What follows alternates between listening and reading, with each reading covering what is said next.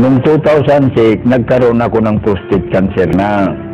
Ngayon, nung paulit-ulit na dinalagyan ako ng catheter na hindi ako makaihip. Inopera ako doon sa FPO noong May 22, 2009. Pabalik-balik ako sa ospital na for check-up.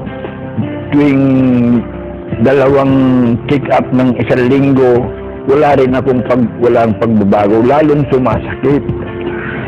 Maraming klase, mahapdi, makirot, masakit pag lumabas yung ihi ko, pag huminto yung ihi ko, masakit, makirot, ganun ho. Halos hindi ako makatulog magdamag, nagtitiis lang ako.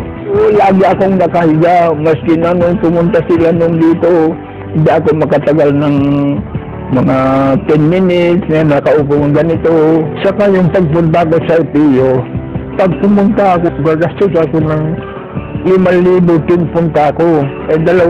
Dalawang beses ako pumunta sa loob sa linggo. Kaya ngayon, naghihirap na ako, wala na akong pambili ng gamot ko. Marami akong pinagdanang ECG, ultrasound, urine culture, PSA. Nung kinukulit ako yung pamangkin ko na mag-take daw ako ng gamot na ito, hindi ko pinapansin. Pero nung talagang mahirapan na ako, sinubukan ko na pumayag ako. Ngayon, binigyan ako ng isang box. Katapos, nung naubos ko yung isang box, medyo gumaan yung pakiramdam ko. Kaya inulit ko na naman, nagpabili naman ako ng isa.